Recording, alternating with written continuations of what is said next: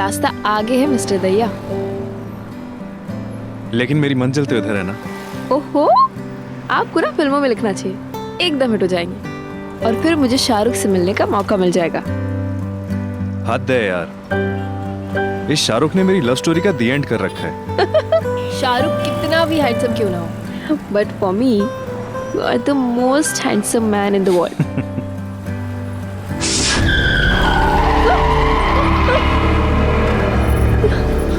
तुम ठीक हो ना? क्या हुआ?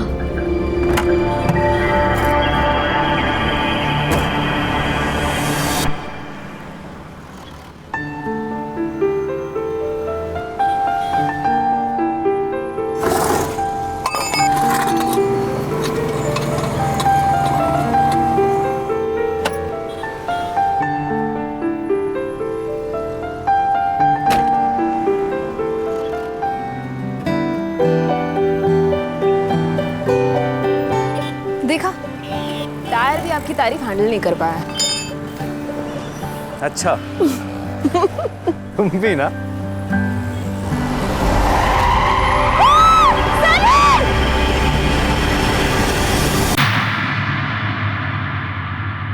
सनी और प्रिया ने शायद कभी नहीं सोचा होगा कि एक वारदात उनकी सारी खुशियां छीन लेगी, उनके सारे सपने बिखेर देगी। किसी की लापरवाही एक ऐसा हादसा बन जाएगी कि उनकी जिंदगी बिल्कुल तहस नहस हो जाएगी।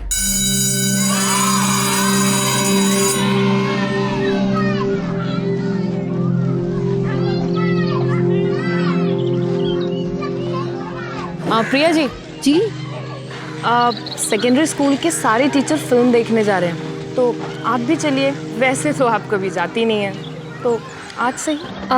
नहीं, आज मैं नहीं आ सकती। क्यों? मैं थोड़ा जल्दी में हूँ, आज हमारी एनिवर्सरी है। ओह, हैप्पी एनिवर्सरी, और मिस्टर को भी विश करिए। जी ज़रूर, मेरी तरफ से भी। Thank you so much. जी मैं चलती हूँ। क्या बात है, शादी के इतने सालों बाद भी एनिवर्सरी इतनी खुशी से मना रही है, इतना सब होने के बाद। कमाल है। प्रिया, हाँ, तुम ठीक हो? मैं थोड़ा जल्दी में हूँ। चलो मैं तुम्हें ड्रॉप कर देता हूँ। नहीं, तुम खामखा की तकलीफ लोगे, मुझे बीच से केक भी लेना है। अच्छा है ना, इसी बहाने केक खाने को मिल जाएगा। अब फॉर्मेलिटी छोड़ो, मैं ड्रॉप करता हूँ। ठीक है, चलो।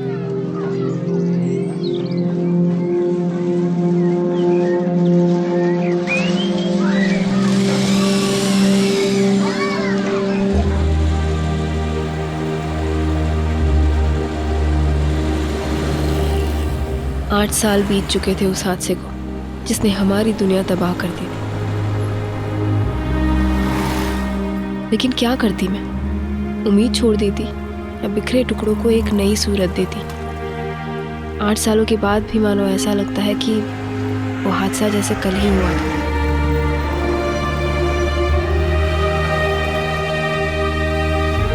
मुश्किल रास्ता तय कर इस मोड़ पर तो पहुंच गई, पर मैं ये नहीं जानती थी कि आगे मेरे लिए मुसीबतें और बढ़ने वाली थी। ये तो बस शुरुआत थी।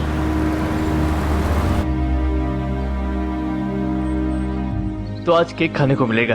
हाँ हाँ चलो। रे भाभी, किधर रहेगी थी आप?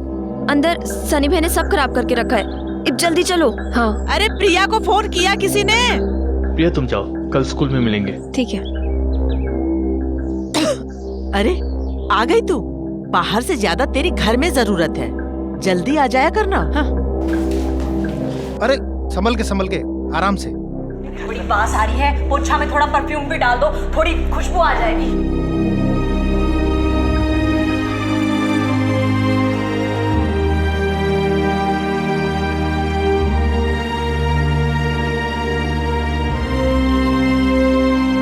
चिंता मत कीजिए, मैं हूं ना, 2 मिनट में साफ हो जाएगा।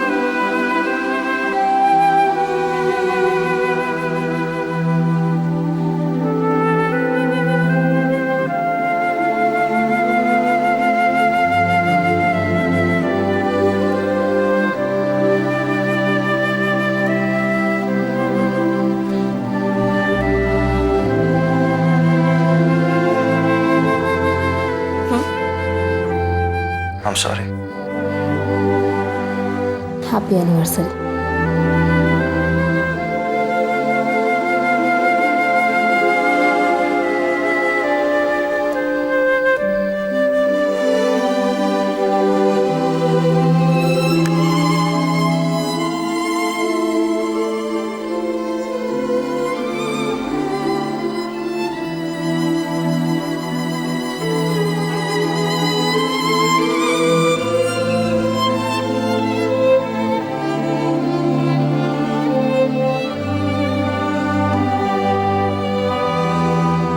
माँ, आप रो क्यों रहे हो?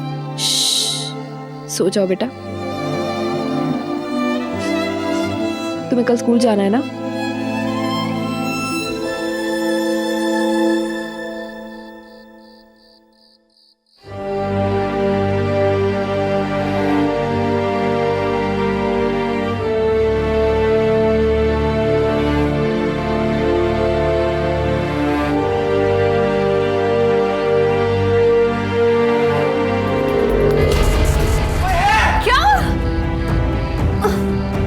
क्या हुआ? कोई है? क्या हो गया? कोई है? कौन है? कौन है? कोई है जो मुझे मारना चाहता है। अरे कौन है? मेरा गला दबा के मुझे मारने की कोशिश। क्या हो गया? यहीं से भागा है, मैं यहीं से भागा। अरे मन ने तो सब जगह देख लिया, बाहर भी देखा, कोई ना मिला। तूने पक्का देखा था? पक्का भाई साहब, जैसे ही उसने मेरे पे हमला किया मैं जग गया, फिर मेरी चीख मारने पे वो भाग गया। भागते हुए मैंने उसकी परछाई भी देखी थी। हमें पुलिस को ना बाबा ना, सबसे पहले तो वो हमें पे शक करेंगे, हमें ना पड़ना पुलिस के चक्कर में। हाँ हाँ सही तो कह रही है भाई, सो रहा था, सपना देखा होगा, ये सब वहम भी तो हो सकता है। इस बात पे पुलिस को बुलाने की क्या जरूरत है? मैंने कहा ना कोई था, मतलब था।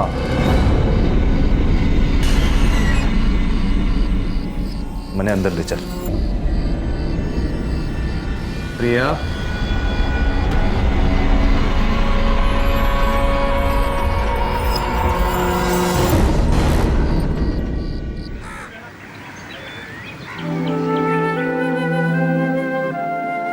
अब पराठे खाइए, मैं चाय लेकर आती हूँ। अब प्रिया, हाँ? शक्कर लेके आना, दही में डालनी है। जी। क्यों भाई, ये भी कैसा है? कल तो सारे घर की नींद उड़ा दी तन्ने।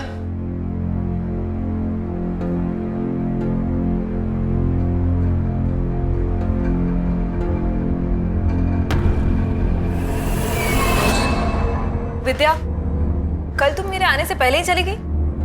मैं माँ जी को बता के गई थी मैडम जी। बात बता के जाने की नहीं है। खैर, अभी ज्यादा रुकना पड़े तो रुक जाना, मैं ओवर टाइम के पैसे दे दूंगी, ठीक है? जी मैडम जी।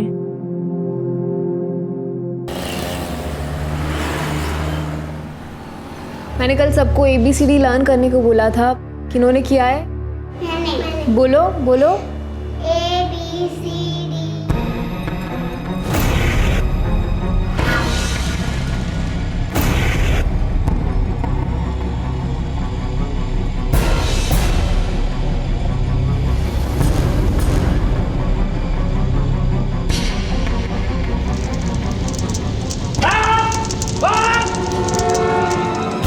वो ठीक तो? अच्छा, मैं अभी पहुंचती हूँ। प्रिया, क्या हुआ? कोई इमरजेंसी? तुम मुझे घर तक छोड़ दोगे? हाँ चलो ना, क्या हुआ? सब ठीक तो है? सनी, क्या जरूरत थी आपको पर्दे को लगाने की? हाथ रघु को बोल दिया होता। जिस घर में सारे मेरे को मारना चाहते हैं, उसको क्या पड़ी है? कौन सुनेगा मेरी बात है? अब पुलिस को इन्फॉर्म क्यों नहीं करते? यो हमारे घर का मामला से।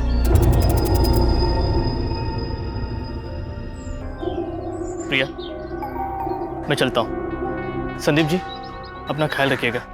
प्रिया, किसी भी बात की जरूरत हो तो मुझे। अब है ना, हम सब संभाल लेंगे। थैंक यू आनंद। मैंने एक बात बताई दो आप सब, आप में से ऐसा कौन सा है जो मुझसे इतना तंग आ गया कि मेरा मरा मुंह देखना चाहता है? ओए सनी, ताने क्यों मारा से? ना भाई साहब, बता दो, खुद ही मर जाता हूँ, आप सबकी दिक्कत कम हो जाएगी। ओए अपनी जबान पर कंट्रोल रख वरना। जी बस, अब चुप हो जा। अरे अपाइस है तो इसका मतलब ये से कैसे ताने मारने का लाइसेंस मिल कैसे? मैंने कहा ना, अब चुप हो जा।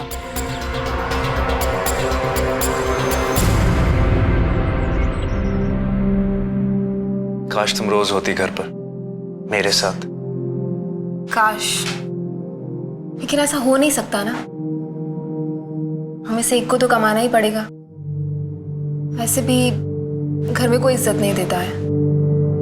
कभी कभी पछतावा होता है कि उस दिन बच क्यों गया। मर जाता तो। सनी,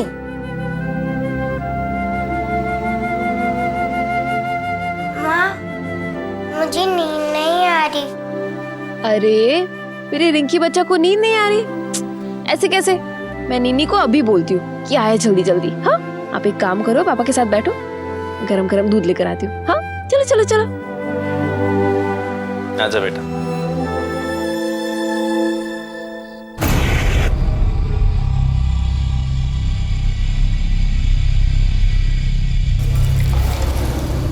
ये कर रही हो?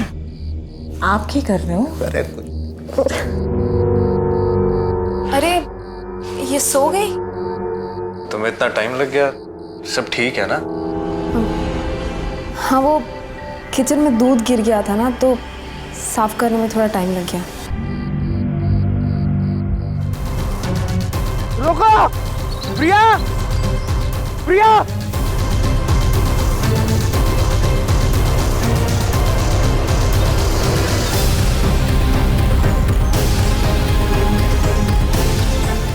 रखो! कोई रोको!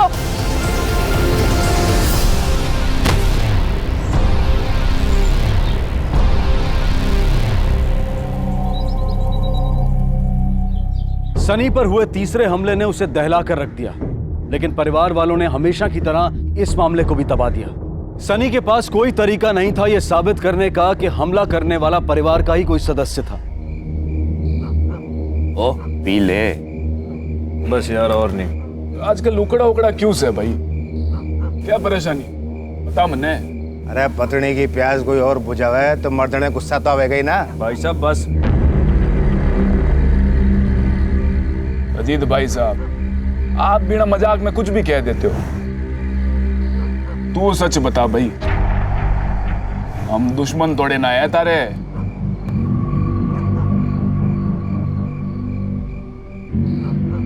अरे तुम लोग मनाते रहो इसने, मैं ठंडा पानी लेके आता हूँ।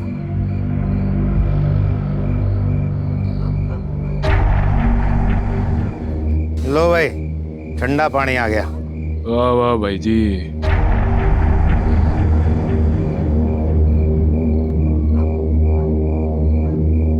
चलो चलो भाई जी। चल भाई। चल ठीक है भाई, ठीक है भाई, ध्यान रखना अपना।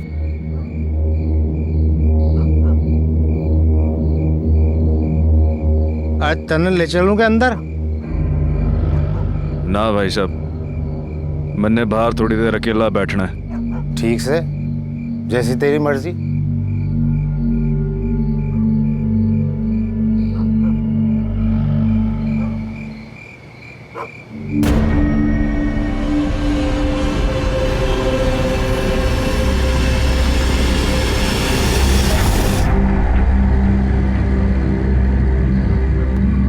रखो! क्या हो गया भाई साहब? मन्ने अंदर लेके चल। जी भाई साहब। देख यार, बस। भाई साहब लेटा दो क्या बिस्तर पे? तू रहने दे, यहाँ तक ले आया, गनीमत है। ये बजा। ठीक से फिर।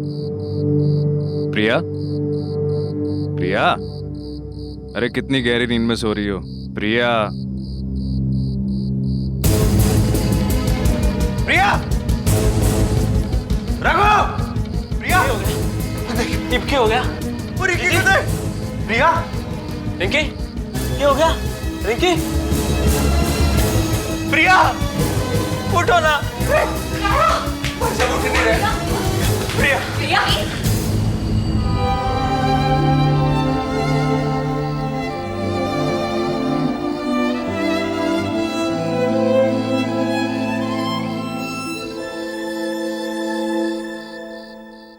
तो आपने इन्हें आखिरी बार देखा बाहर जाने से पहले, जब आपके दोस्त आए ही थे। सर जी, मैंने पता है जिसने भी ये काम किया है ना, मुझे मारने आया था और गलती से मेरी प्रिया और रिंकी को मार दिया। सर जी, मौत दम घुटने से ही हुई है। पति का यह मानना है कि उसकी जगह गलती से पत्नी मर गई। एक बात समझ में नहीं आई कि अगर पति की जान पर इतने सारे हमले हुए तो परिवार वालों ने पुलिस में रिपोर्ट क्यों नहीं की? सर जी, हो सकता है अंदर का ही कोई आदमी हो जिसने सन्नी की हालत से तंग आकर उसे मारने की कोशिश की हो, या फिर किसी और वजह से। मुमकिन है। जाखड़। जी सर जी। पूरे परिवार की हिस्ट्री निकालो, सन्नी की भी। उसका एक्सीडेंट कब हुआ था, उसकी दुश्मनी, उसे मारने का कोई पॉसिबल मोटिव। पता करना है कि वाकई गलत निशाने का मामला है या कातिल प्रिया को ही मारने आया था। आपकी और प्रिया की तो अच्छी दोस्ती थी ना? जी। स्कूल में ऐसा कोई और जिसके साथ उसकी नहीं बनती हो या कोई अनबन हुई हो? नहीं, सबके साथ बहुत फ्रेंडली थी। कभी उसने आपके साथ डिस्कस किया कि घर पे किसी के साथ उसका झगड़ा हुआ हो?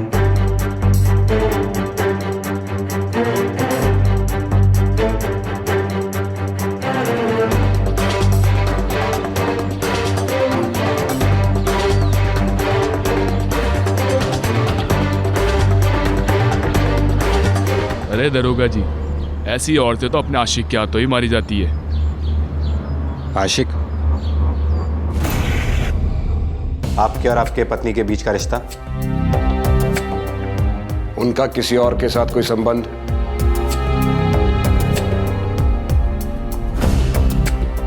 देखो मिस्टर दहिया, सच सच बताना, इन्वेस्टिगेशन में फायदा होगा। सर प्लीज, आप प्रिया के बारे में ऐसी बातें मत सोचिए। वो एक बहुत ही अच्छी औरत थी।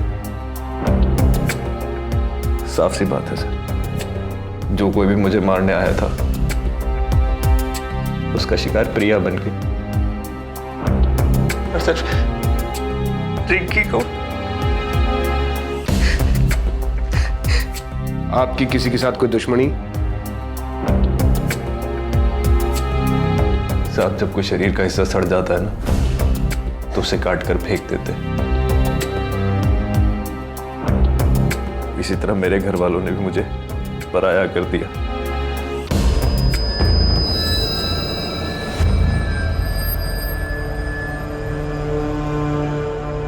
साहब जी, मेरी दवाइयों का खर्चा बहुत है और मैं 1 रुपया नहीं कमाता। ऐसी मुफ्त की रोटी तोड़ने वाले निकम्मे से कौन छुटकारा पाना नहीं चाहेगा। रुको, क्या जानती है इस मामले के बारे में? वो सर जी, मैं तो सिर्फ नर्स हूँ। सुबह को आती हूँ, शाम को चली जाती हूँ। ज़्यादा कुछ नहीं जानती मैं, लेकिन साहब जी जो बोल रहे हैं वो सही है। प्रिया मैडम उनसे बहुत प्यार करती थी, बहुत ख्याल रखती थी उनका। वो क्यों किसी और के... ये केस 2 अलग अलग दिशाओं में आगे बढ़ रहा था। एक तरफ ये अंदेशा कि कातिल ने गलती से सनी की जगह प्रिया को अपना शिकार बनाया, लेकिन कोई सनी को क्यों मारना चाहता था। दूसरी तरफ यह संभावना कि प्रिया के किसी से अवैध संबंध थे जिसकी वजह से उसे मारा गया। तो क्या यह अपराध किसी घायल प्रेमी का किया धरा था? पुलिस की तहकीकात धीरे धीरे एक दिशा की ओर मुड़ने लगी, और वो दिशा थी प्रिया के गैर मर्दों के साथ नाजायज संबंध।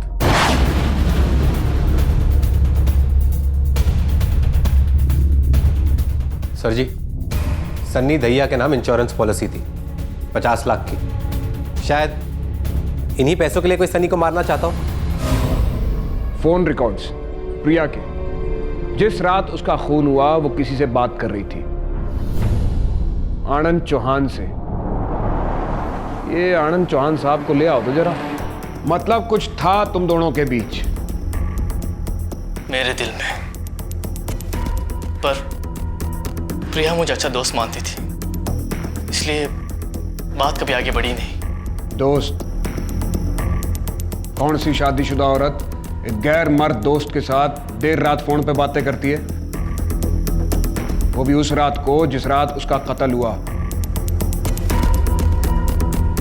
क्या बातें हो रही थी तुम दोनों के बीच में? हेलो आनंद, आज अजीत ने फिर से हद कर दी। रिंकी सो रही थी तो मेरे कमरे में आया था और उसने फिर से जबरदस्ती करने की कोशिश की। मैंने चीखने की धमकी दी पर चले गए। पता नहीं कब तक ये चलता रहेगा। प्रिया, ये सब बातें तुमको संदीप को बता देनी चाहिए। नहीं, मैं सनी को नहीं बता सकती। वो बहुत परेशान है और उस पर बहुत सारे बोझ है। मैं उसे परेशान नहीं करना चाहती। आनंद, मुझे लगता है कि शायद अजीत फिर से आया और कॉल कट गया। शायद अजीत वापस आ गया था। आप मारे को इस तरह? मैंने कोई अपराध थोड़ी किया से। आनंद चौहान को जानते हो? उसने बताया हमें कि तुमने कई बार प्रिया के साथ जबरदस्ती की। चौहान एक नंबर का झूठा से साहब जी, जलता मारे थे। प्रिया को किसी के साथ बांटना नहीं चाहता। तुमने प्रिया के साथ जबरदस्ती की। प्रिया ने खुद ये बात फोन करके आनंद को बताई थी। मैंने कोई जबरदस्ती नहीं की सर जी। मैं तो उससे वही मांग रहा था जो वो सबको दे रही थी, आनंद को और यहां तक कि वो नौकर रघु को भी। और पता नहीं उसके कितने आशिक थे। मैंने सोचा भाई उसकी जो जरूरतें हैं उनको मैं पूरी कर देता हूं। घर की बात घर में रह जाएगी। समझ रहे हैं ना आप? मैं तो साहब जी उस पर एहसान कर रहा था। और उस रात उसने तेरे इस एहसान को ठुकरा दिया तो तूने उसकी जान ले ली। मैंने साहब जी किसी की जान नहीं ली। मैंने कुछ नहीं किया। तूने पहले पैसों के लिए अपने भाई की जान लेने की कोशिश की 3 बार। वो तीनों बार नाकाम रहा। फिर उसी फ्रस्ट्रेशन में, उसी मायूसी में तूने प्रिया को मार दिया ना? कसम खा के कहता हूं साहब जी, मैंने किसी को नहीं मारा। मैंने सच तो मैं तुझसे उगलवा लूंगा।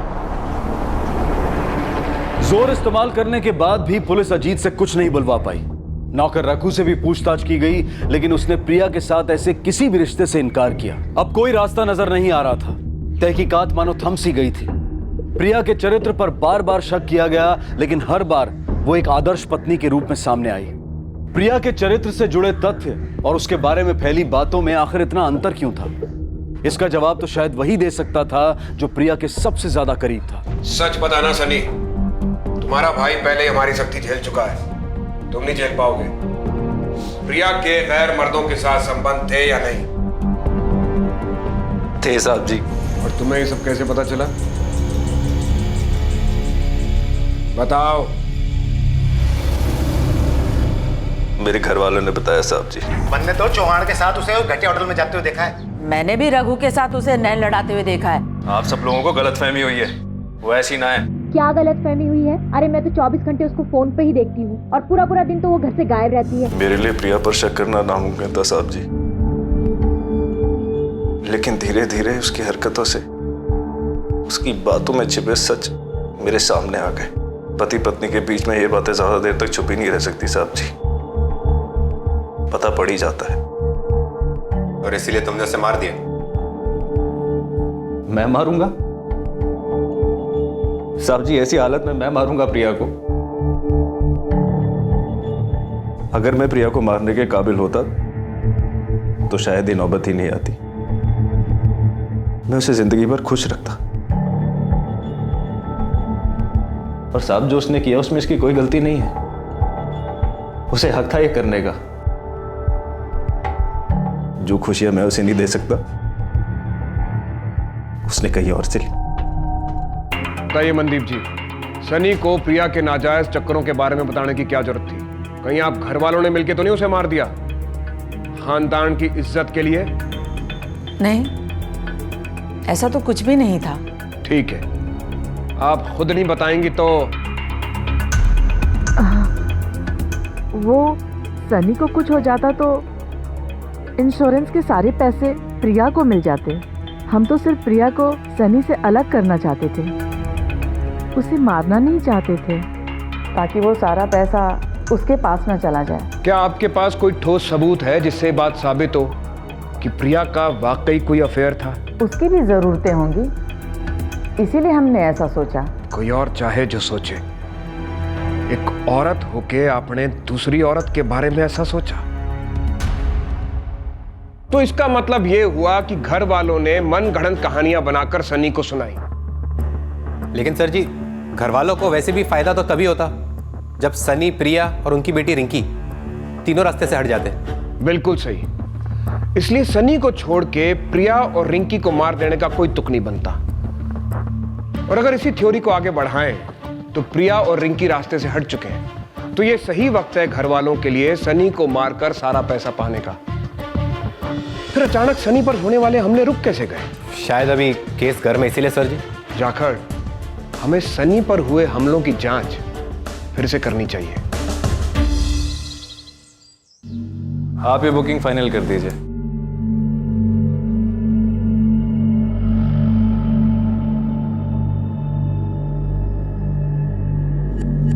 ये सब क्या है सनी? और वो आदमी कौन था? ट्रैवल एजेंट था। मैं जा रहा हूं यहां से हमेशा के लिए। लेकिन कहाँ? आप लोगों से बहुत दूर। लेकिन मिस्टर संदीप,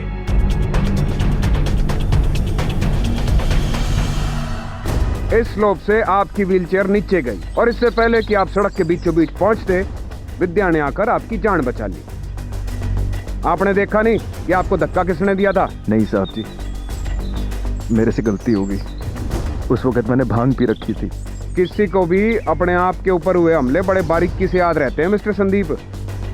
साहब जी, लेकिन उसे नहीं जिसने अभी अभी अपनी बीवी और बच्चे को खोया हो। साहब जी, बहुत अंधेरा था, फिर मैंने शोर मचाया और वो भाग गया, लेकिन भागते वक्त मैंने उसकी परछाई सी देखी थी। अंधेरा था तो परछाई कैसे देखी? सर जी, मैं खिड़की की इस साइड बैठा था, कुछ अपने ख्यालों में खोया था, फिर इस पर्दे में आग लग गई। इसका मतलब पर्दे को किसी ने बाहर से ही आग लगाई है, क्योंकि अंदर से अगर कोई कोशिश करता तो तुम उसे देख लेते। तुम तो खिड़की के आसपास ही थे ना। शायद सर।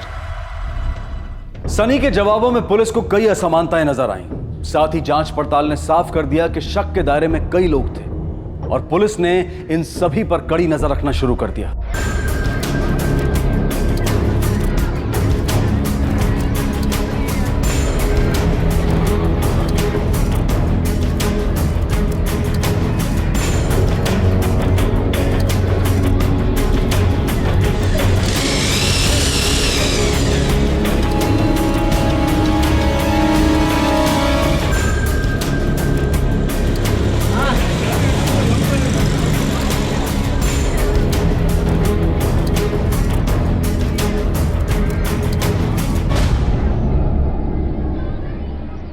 सर जी, अब तक ऐसी कोई बात नहीं हुई जिससे किसी पे शक हो। हमें सतर्क रहना पड़ेगा जाखड़। कातिल इन्हीं में से कोई एक है। किसी भी पल इनमें से कोई अपना आपा खो सकता है और अपराधी की एक छोटी सी गलती हमारे लिए एक बड़ा मौका साबित होगी।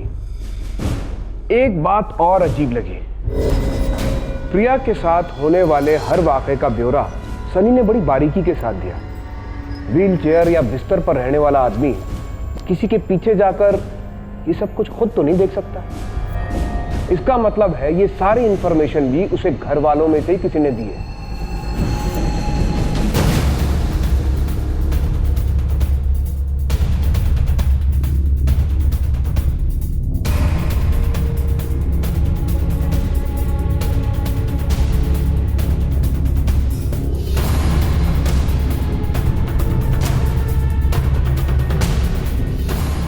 बता, सनी के लिए प्रिया पर नजर तुम ही रखती थी ना? सच सच बताना, वरना ये तेरी ऐसी हालत करेगी कि नर्स होते हुए भी अपना इलाज नहीं कर पाएगी। बोल। हाँ सर जी, मैंने ही मैडम जी के बारे में साहब को सब बताया था। वो बस मैं उनकी मदद करना चाहती थी। बेचारे अपाहिज, लाचार, वो अपनी बीवी से बहुत प्यार करते थे सर जी। बस मैंने उनकी थोड़ी सी मदद कर दी। मुझे विद्या पर भरोसा नहीं। अपाहिज लाचार मालिक के लिए बुरा लगना वगैरह वगैरह बात कुछ गले से उतर नहीं रही है। तुमने एक और बात गौर की? जब जब सनी पर हमला हुआ, ये नर्स जिसका काम है मरीज के साथ रहना, ये उसके साथ नहीं थी। ये इत्तेफाक तो नहीं हो सकता।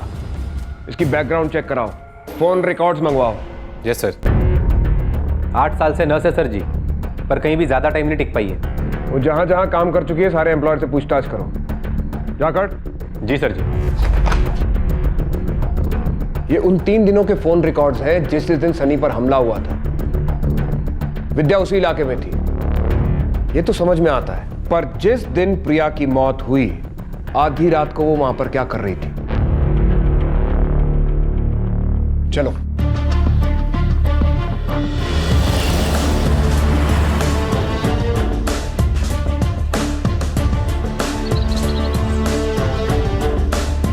तो जी कहाँ पहुंचने की इतनी जल्दी है?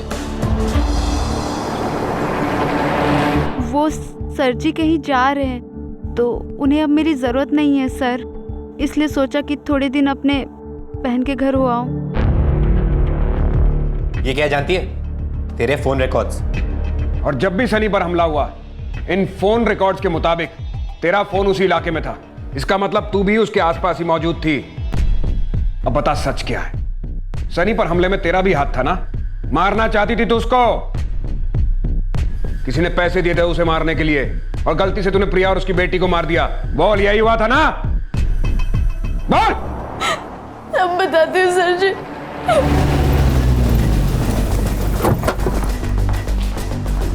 कहाँ है वो? कौन?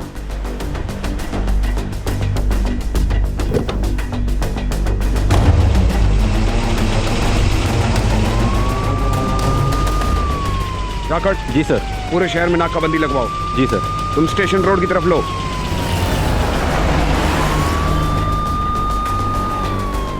हेलो, हाँ, मार्केट एरिया और टोल नाके पे नाकाबंदी लगाओ। सफेद रंग की टूरिस्ट व्हीकल है, आखिरी नंबर 8477, हाथ से निकल ना पाए।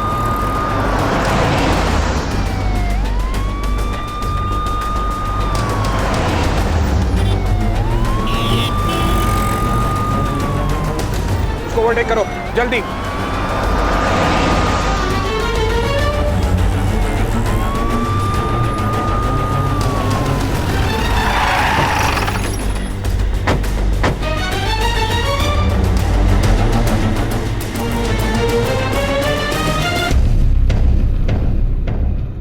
हाँ, मैंने ही अपनी जान पर झूठे हमले करवाए थे विद्या की मदद से।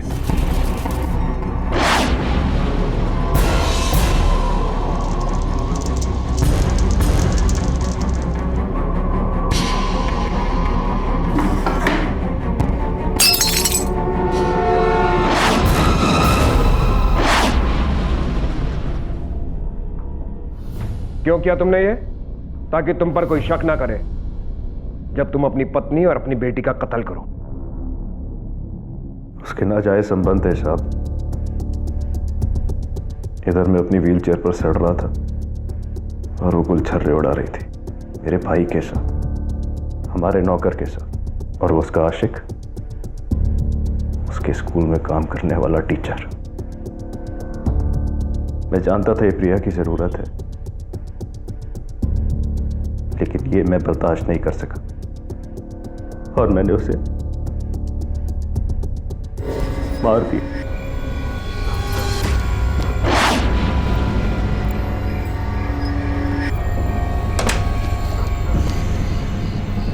विद्या, तुम इस वक्त यहाँ पर क्या कर रहे हो? क्या कर रहे हो? लेकिन बेटी ने क्या बिगाड़ा था? वो तो तेरी अपनी बेटी थी ना, उसे तो बख्श देता। मेरी रिंकी साहब, उसे मैं खरोच भी नहीं आने देता, लेकिन वो जग गई।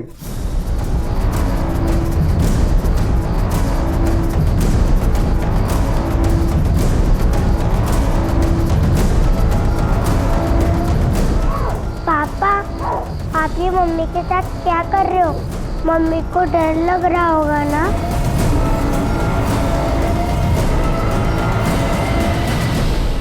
उसने मेरा भरोसा तोड़ा था साहब, इसीलिए मारा मैंने से। उसका कोई चक्कर वक्कर नहीं था, वो सिर्फ तुझसे प्यार करती थी, तेरे और तेरी बेटी के लिए जीती थी वो।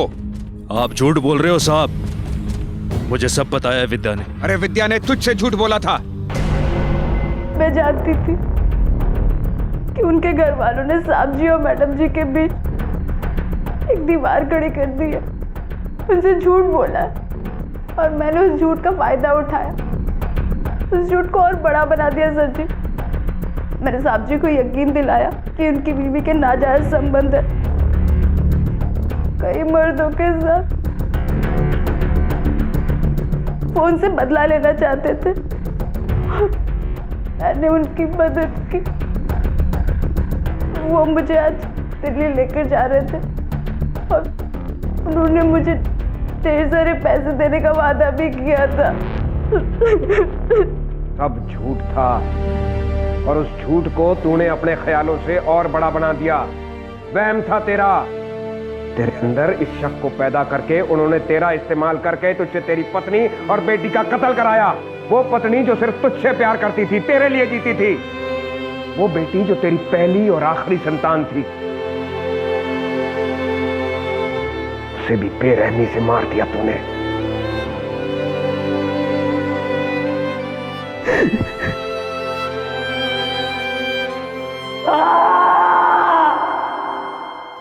शक एक ऐसी बीमारी है जो इंसान के मन में जहर घोलकर उसकी मति भ्रम कर देती है। सबसे सुंदर मंजर को भी एक खौफनाक दृश्य बनाकर रख देती है। धीरे धीरे ये जहर इंसान के दिमाग पर काबू पाकर उसमें नफरत पैदा करता है, उसे अपनों से संबंध तोड़ने पर मजबूर कर देता है और ये नफरत इंसान को अंधा बना देती है। सनी शारीरिक रूप से तो अपाहिज था ही, लेकिन इस नफरत ने उसे दिमागी तौर पर भी अपाहिज बना दिया था। काश सनी ने एक बार प्रिया से बात की होती, उससे पूछा होता, जानने की कोशिश की होती कि आखिर सच क्या है, तो आज उसकी पत्नी और बेटी जिंदा होते। यह हम सब के लिए सीख है कि हम नफरत और शक को कभी भी अपने ऊपर हावी ना होने दें। इनमें इतनी क्षमता है कि ये जिंदगियां तहस नहस कर सकते हैं। अब मैं अनूप सोनी आपसे विदा लेता हूं।